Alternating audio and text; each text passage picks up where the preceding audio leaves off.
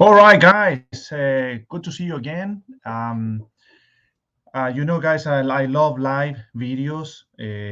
I'm not very good at putting videos that are produced, and I think so. Some people will value original content more than just entertainment. But anyway, today my name is Gustavo Romero. I'm an entrepreneur coach. About 2 years, but I've been really been kind of work for more than that. In 2011, I did an MBA in entrepreneurship, and we were helping kids from different universities to start a business, run a business, and make money with a business. So I love entrepreneurship, and take that chance to start doing their own business. Today, or what I'm going to be doing is every day at 10 a.m. I'm going to be focusing on helping in personal development or coaching. It works two different ways. Coaching is helping you to achieve your goals, and that can be done through accountability. And personal development is training, helping you to know yourself so you can understand how the people work, how the people feel, and so you can relate better with them, and by knowing you better. So what we're going to do for now on, we're going to I do classes every day from 7 a.m. to 10 a.m. I do them in Spanish and in English.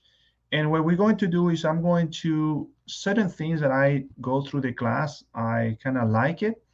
And so I'm going to read them to you from the books that we study, and we're going to talk about it. And of course, there's not much interaction unless you put us your comments, and we can talk more about that in the comment. Sometimes the video could go bad. We have Comcast. Unfortunately, Comcast where I live is not very reliable, and but it's the only internet we have. So sometimes bear with me because sometimes the information couldn't be right. But the video, we probably recording the video, and hopefully the video will come along right after it comes. But the idea is to meet every day, talking about these things. And I'm not yet sure if we're going to do every day in English or we're going to do someday English, someday Spanish. Right now, I feel I really wanted to get back with you. Last time you saw me, I will have a big beard. I'm missing my big beard, but in my family, no one really like my beard. So, you need to make everybody happy, right? So, I still have a happy face here for you guys.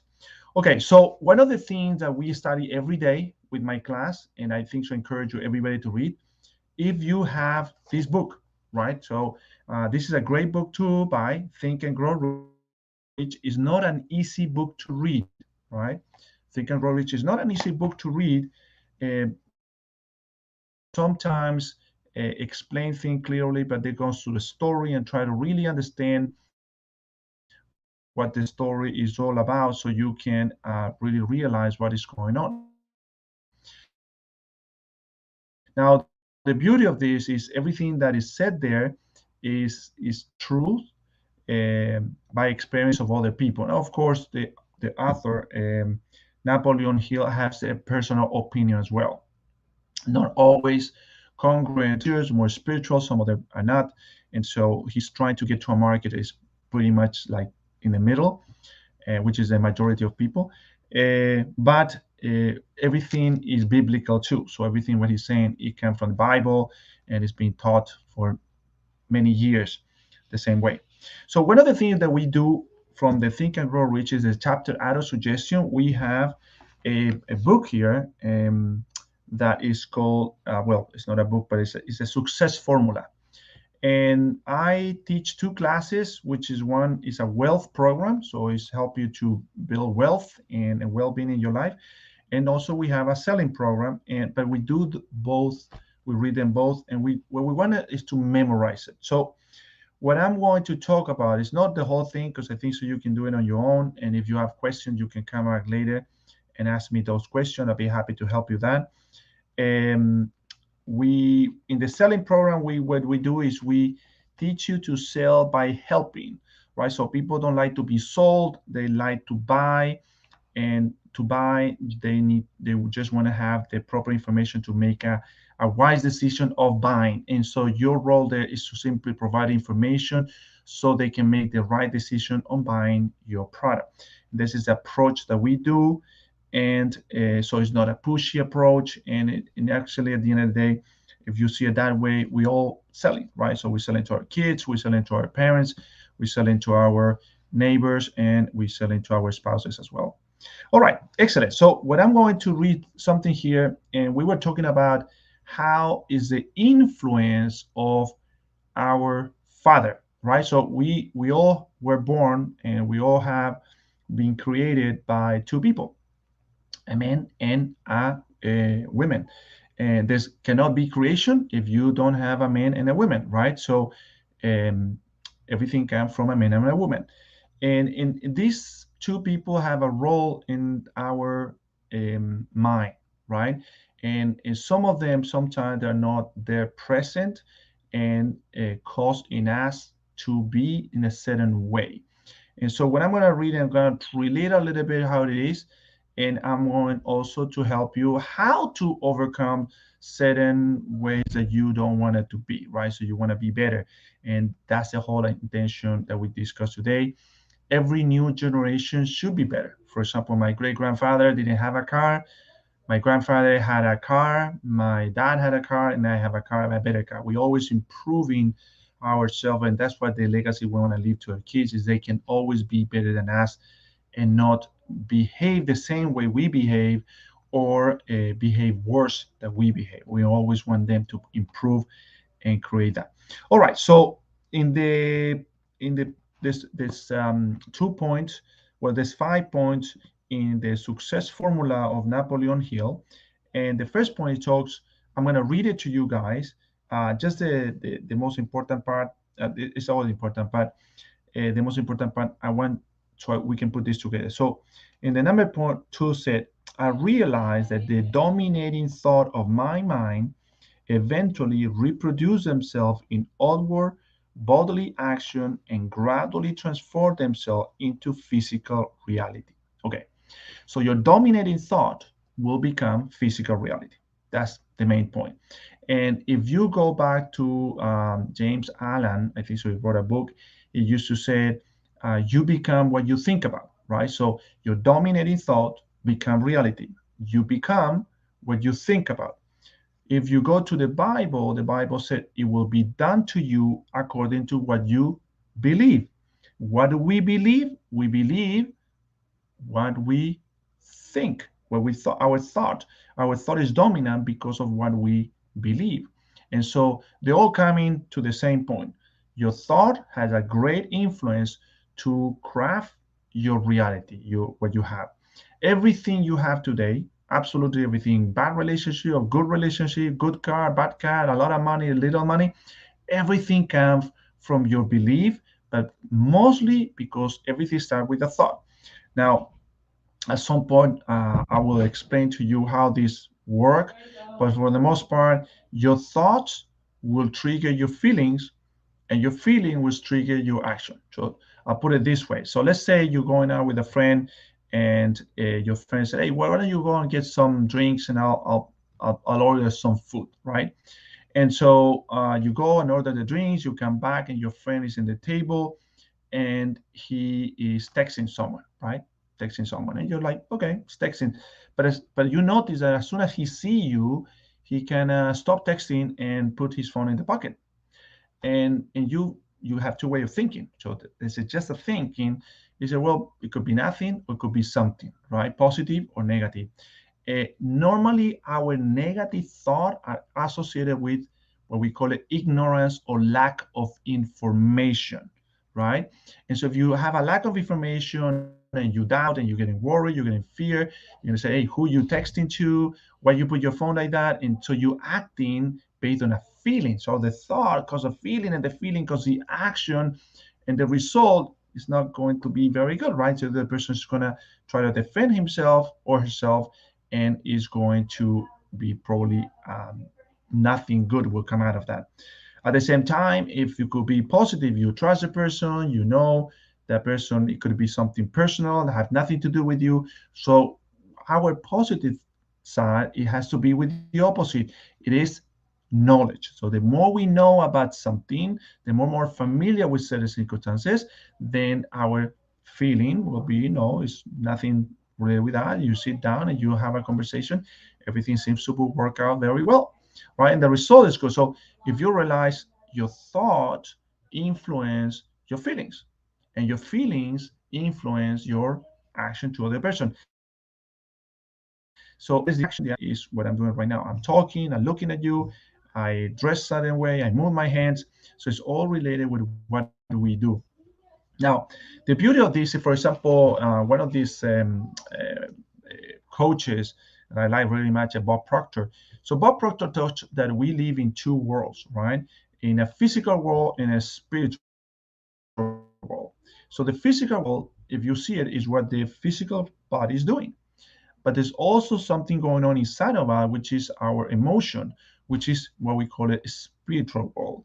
And this spiritual world, which is involved with emotion, also connect to other people. So you're dating someone and you don't talk anything, you just right next to the person, you're happy, right? Because their emotion with your emotion are attached, right? And you don't have to physically be doing something to feel good with that person. So that is one of the things that we live. So the dominating thought that we have in our mind will eventually reproduce itself in physical reality. Now, um, this is related, for example, we're talking today about our relation with our parents, right?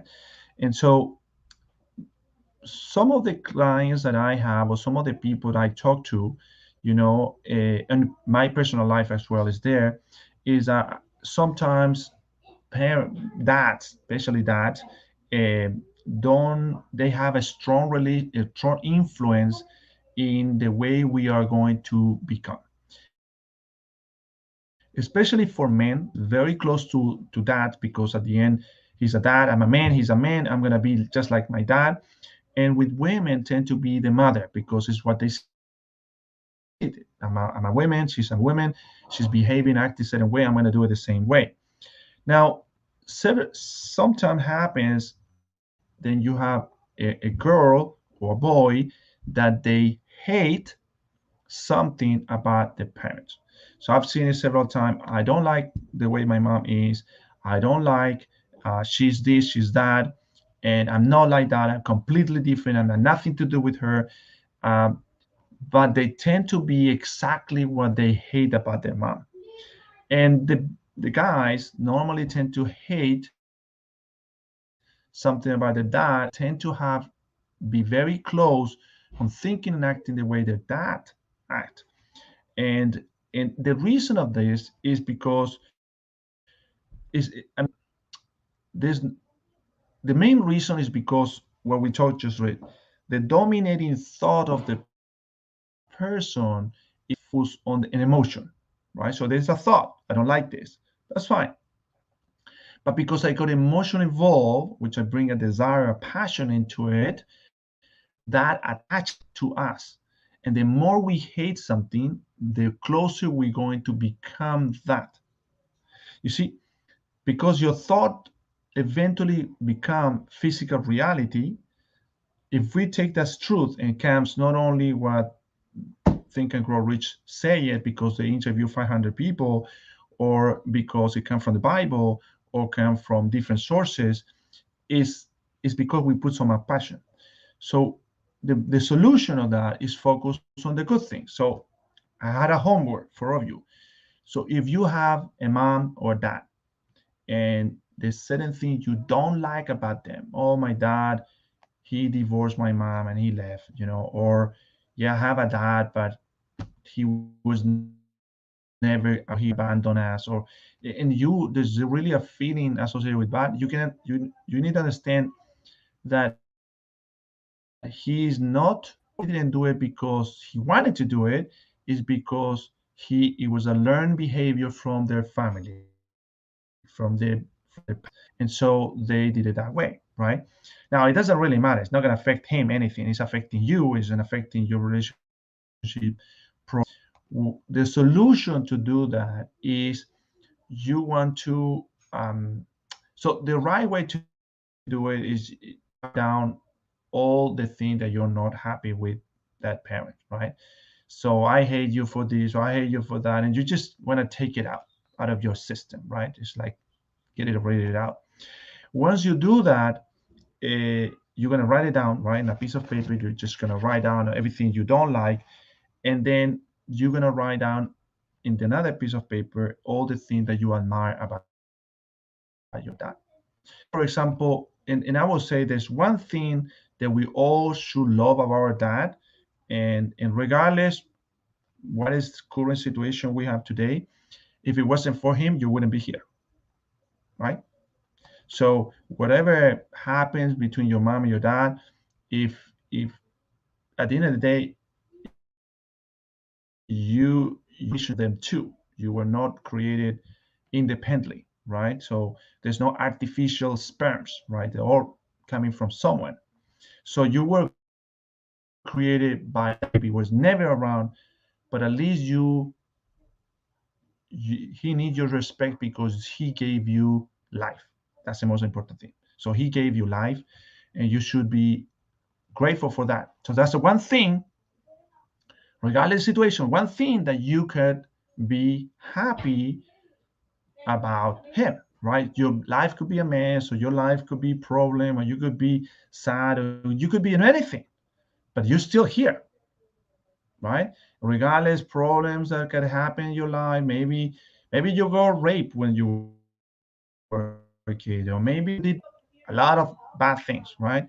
But there's one thing he gave you that no one else can give you, and it was your mom, your dad. There's one thing, they give you life, and you're here because of them, and that need to be acknowledged, right? So you can even say, hey, thank you for giving me life.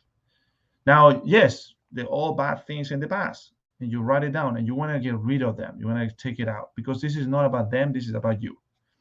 I'm here to help you to become the best version of yourself. I can't do that if you don't do the work.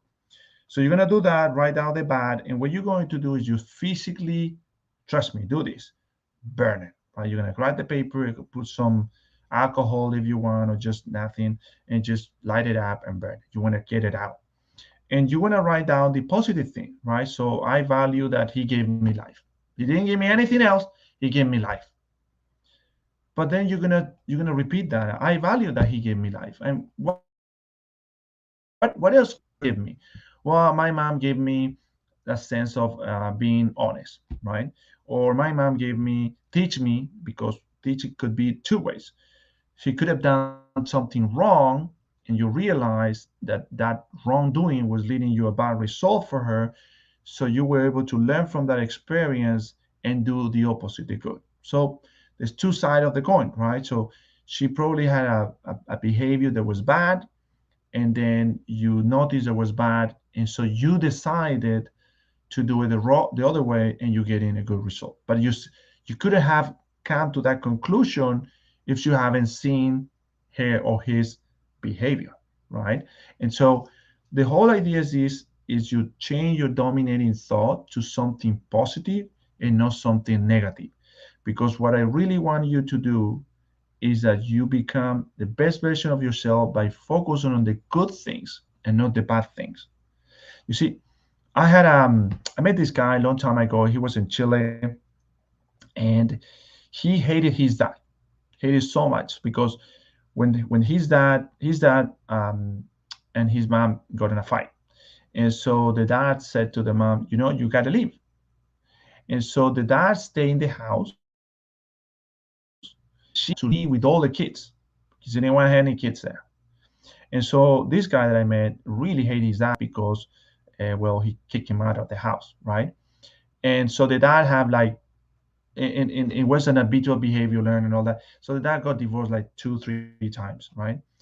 So his son now is probably in the 50s, and he has like 5 marriages.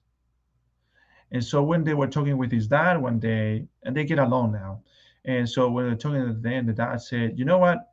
I thought that having 3, when you're having 5." Now they're not working with who has more divorce or not, But you realize that the person hates so much what he did, but he repeat the same behavior in 5 different relationships because he hated so much. And at the end of the day, when he was 50 and he married one, he was happy with her, make peace with his dad, change the way of thinking, and now he's been married with the last one for the longest of time, right? But he have to go through 4 before getting to one. It doesn't mean make happy. To him, he said, I couldn't be happy with the first one. It just I repeat the same behavior my dad was doing, and I didn't know why I was doing it. And I get so upset, repeating.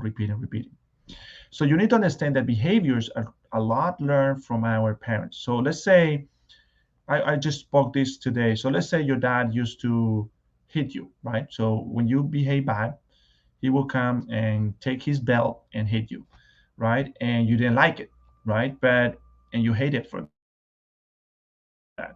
Your dad was hit with a belt too. His dad came, he behaved bad and said, well, I have to correct this kid, I have to hit him. And he hit it and he didn't like it, but he turned out okay. He said, well, I turned out okay. So if I hit them, they'll turn out okay. So what happened is at the end of the day, you are going to be approached to be hit by your dad because he wants you to change certain behaviors, right? And so you get hit by your dad, and then you have kids, and what is going to happen? You hate to be hit. He hate to be hit, but he did it anyway. His grandparents hate to be hit, but they hit it anyway. And so you're not dominating thought. You hate hitting, but the deep side of you is that, well, I turn okay. If I hit my kids, they're gonna be okay. And so you realize that you're going to about to hit your kids, and you realize you don't want to do that. So you're learning from the experience, but you're not repeating it, and your minds come, this must be another different way to do this. And so you want to put a stop. You're not judging. You didn't like it, but you're not judging. You're not accepting that dominating thought to be in your mind, so it will become a reality. And so you seek a different about our mind. You consciously seek another option. When you go through another option, you realize there's some families that, and also remember this, because you got siblings and everybody hit the kids and everybody is a family of hitting, right? So you surround with it.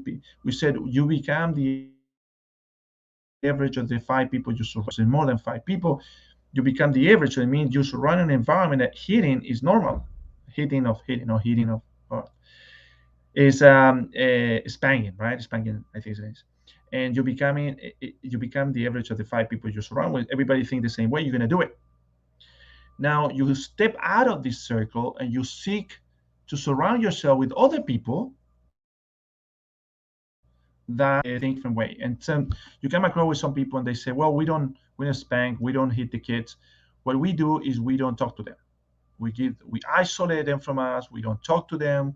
We completely call with them because we're going to show them that a bad behavior is paid with discrimination. Not discrimination, but not talking with them, right? So in Spanish we call it it's like a law of ice, right? So you don't talk to them, you don't look at them, you don't know anything to them, and so that you're making sure they will understand that every time they behave bad, parents will not pay attention to them. And so you accept that idea and say, oh, that's a great idea. So what do? You go back and you forget about hitting, you go to your kids and you apply that. Your kids will learn that as a way of correcting their kids to behave. So you'll say, you don't hate your kids, you just ignore them. And so your kids grow up hating being ignored. And they know nothing about hating because you never hate them. And you took them out of that environment, but you ignored them. And so they start hating, ignoring. And what are they going to do? Most probably you're gonna go back and gonna repeat exactly what you taught them, how to ignore kids when they behave bad. And this will repeat until they could come across with a group of people that say, no, you can't do ignoring because when you hit someone, is a physical impact. Is an impact which is physical, right? So they get bruised, right? When you do it emotionally, it can last longer. So it's better hitting than doing and ignoring people. And at the end of the day, they might take the hitting, but they also could say we want to improve, right? We want to improve. We want to do a better parents. So another group of parents say, well, what do? We explain what happened. We explain the consequences of the bad decision, and we take something that is valuable from the, so they can see that there's a cause of doing wrongs. And then your grandkids realize this is exactly what we want. So they're moving from a learned behavior to a new behavior. And so their kids, they can go back, and if they go back in time, kids were hit, kids were ignored, and now kids are depriving them from something good that they like because they behave bad. And the society start improving, right? And it repeat because it's the dominating thought, which is a consciously thing, got involved emotionally in a subconscious mind where we call it our belief. So our belief in our subconscious mind, right? And the interesting thing is that you consciously, or your thought can influence your subconscious mind through feelings, but it's those feelings who will craft the way you reason, which is in your conscious mind, right? And so as an exercise for you guys, I will say that. So write down something about your parents. I mean, I have a good relation with my dad and my mom. I could probably have better, and I like doing the exercise. I do them in my class with all my students, and so write down it and do it because uh, the second part we're going to talk today is about the difference between getting what you want and wishing what you want, right? And our dominating thought will become eventually in physical reality, but becoming physical reality because we pursue to it. So we take action, we do movement towards getting it. And also come to ask, or what's the difference between wishing or wanting something and pursuing and taking action toward it, right? And so this is the second part we're going to talk. And then the book that we read, I encourage you guys to buy it. It's a great book. We read it every day in our classes. It's U Square, and it's a great book. I mean, I think so. It's like $20. Amazon have different retailers, so they sell it like for 50. I don't think it's worth that much, but you can find it online too on PDF, and you just put it in order the way you want it. So in a in the chapter that we read today, it's called "Trust in the Power of Pursuit." Trust in the Power of Pursuit, and they wrote down something I really like, and I'm going to read it to you. I'm not going to read the whole thing, but just going to read this paragraph. It said this: wishing, longing, wanting, desiring. These are not the same as pursuing a dream. These are mental states and can play an important role in the process of becoming your square. But they are essentially passive. Pursuing, on the other hand, is active. Reaching for your dream is behaving, moving, and it shortens the distance between you and your desired objective. You see, this is what we want, this is what we have.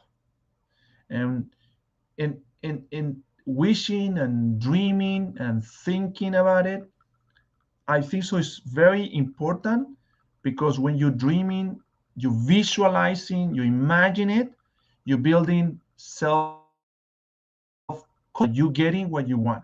And that's important. But action is different.